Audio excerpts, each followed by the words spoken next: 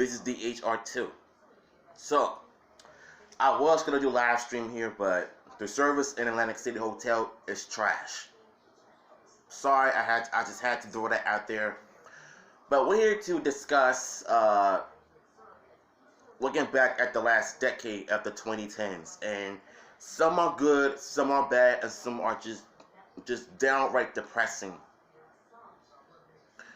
So, before we get into today's topics, if you're new to this channel, do not forget to subscribe right now. And please follow me on Instagram. That's all I have to say. Alright, looking back at the last decade, I remember when 2010s came around, it wasn't even that special because you already knew that things were going to get really, really salty, especially within the music community. Because I think the music industry itself is just, it was starting to get really stale as far as like trap beats goes. And you got rap artists like Roscoe Dash, Waka Flocka Flame, Wale. You got all of these, these up and coming hip hop artists that are just one hit wonders, and you haven't even heard from them since then. Like Roscoe Dash, I haven't heard from this dude since a long time, since 2010, and the last time I heard from him was,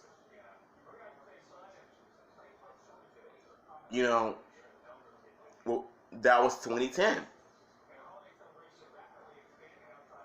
And I think he made one cameo song with Kanye West and Fat Joe and Miguel, Pride and Joy. I like that song, so shout out to them. That was when the music industry was starting to get a little bit repetitive at times when it comes to pop music. And when Justin Bieber came into the picture, I feel like everything just changed. I don't even like Justin Bieber, to be honest, because I feel like the whole world has become so evolved around him.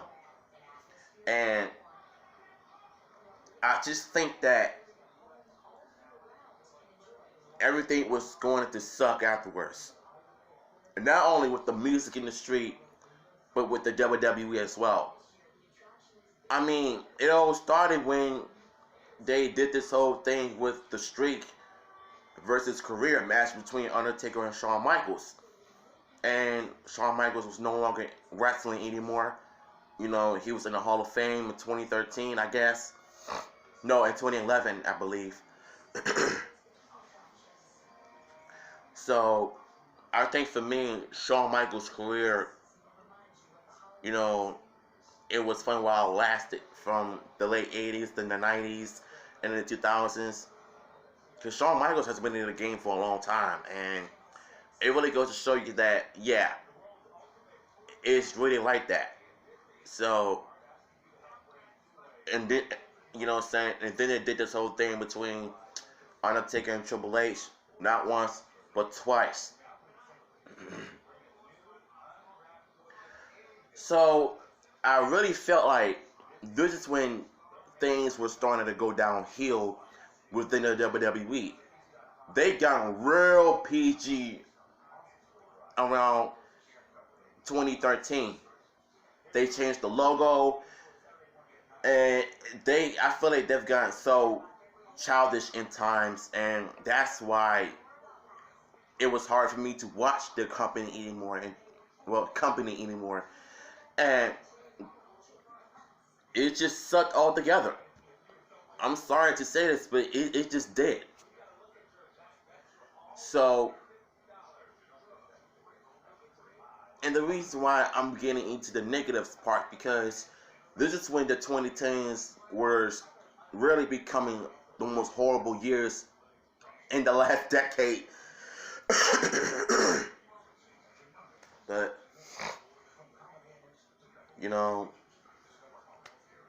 I just think that Hollywood nowadays is being terrible. But not only that, but with real life issues. We've lost, you know what I'm saying? I've lost some family members of mine in 2010, then 2013, 14, 16, 17, uh, and even this year. I've lost some loved ones in my life, and that's when the 2010s for me were beginning to become more depressing in my life. Everything just changed forever. And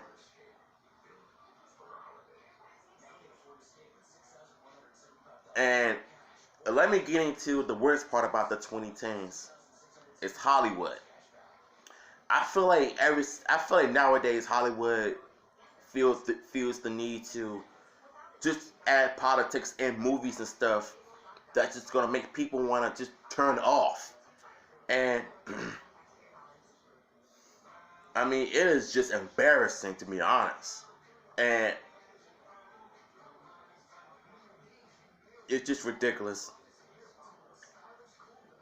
So I want to bring up another topic, and it has everything to do with Power Rangers. 2010, Disney rehashed the old Mighty Morphin Power Rangers season one, and my God, when I first saw it, I can admit I was stupid at the time.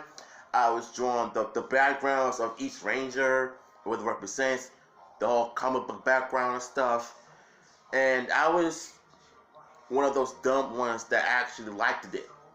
But the old me, the adult version of myself, realizes that what they done to the rehash of 2010 Mighty Morphin was ridiculous. I mean, they did not have to, add the whole Batman comic book background on the Rangers, because it just made them look stupid. I will admit,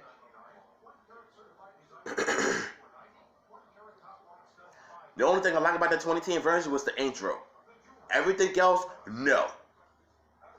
But since Saban brought the franchise back from Disney, and when 2011 came around, Power Rangers Samurai debuted, and it's 10 times worse than what Disney did to Mighty Morphin. And then this is when the Power Rangers of 2010s were beginning to go downhill from there. With this whole Nickelodeon thing, with the 20 episode per season. From season one, you had to have 22 episodes per season, which included the Halloween special and the Christmas special. Same with the second season, which is Super. The word Super is what killed Power Rangers for everybody within the Neo Saban era.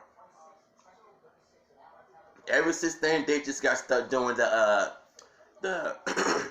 the Super season and second seasons, and this is when the stuff was the death of Power Rangers when it came to Nickelodeon and their stupid 20 episode per season policy, and the puns, talking while fighting, and the rehash of Go-Go Power Rangers in every single season. And this is what I have to rant on this again. This is when the Power Rangers 2010 were starting to suck. And they've done their jobs of keeping us pissed off with their crappy talking while fighting in battles, extra puns, cheesy one-liners, and the Go-Go Power Rangers theme songs over and over again. I mean, yes, the Japanese versions were better than the Americans, but when Samurai came around, they watered it down so freaking bad. I mean, it was just terrible to look at. And I know it's not the actors' fault. It's the producers and the writers and Saban that are just forcing these actors to just say these terrible, god-awful, like, it sucked. It sucked so bad. Not only that, Samurai was trash. The so-called 20th anniversary, which was Megaforce, was a disaster and a disappointment to us. Megaforce and Mega Trash and Super Mega Trash were like a bigger, you know, the biggest FU to us. That's what I felt like. And the finale was just terrible. They would use some rehash of the Japanese stock footage, and it's quite obvious that they didn't care. They didn't care to put enough, you know, effort, to say the least. And I'm just gonna say this right here, and from then on, the Power Rangers of 2010s were garbage. I'm sorry, but that's just the truth. Dino Charge Season 1 was the only thing that got me interested in it. But it did have its flaws. Dino Supercharge, it lit, you know what I'm saying, it went flying out the window just like that. But Ninja Crap and Super Ninja Crap were a joke. I think Ninja Steel and Super Ninja Steel was a throwaway season. It was the throwaway season because they did not put a whole lot of effort. They did not put any time to be creative, to be original, instead of copying off of Dino Charge when it came to the first 2 episodes. And that is what I do not like about Ninja Steel. Everything else was terrible. I mean, it really felt like I was watching the Barney's TV show and a Barney's episode when it came to the writers. Like, do they not realize that, you know, kids are not that dumb? Like, I get it's targeted towards children, but the way you're doing it, it's like you're making them. I feel like you're just assaulting their intelligence. That's where I have a problem with.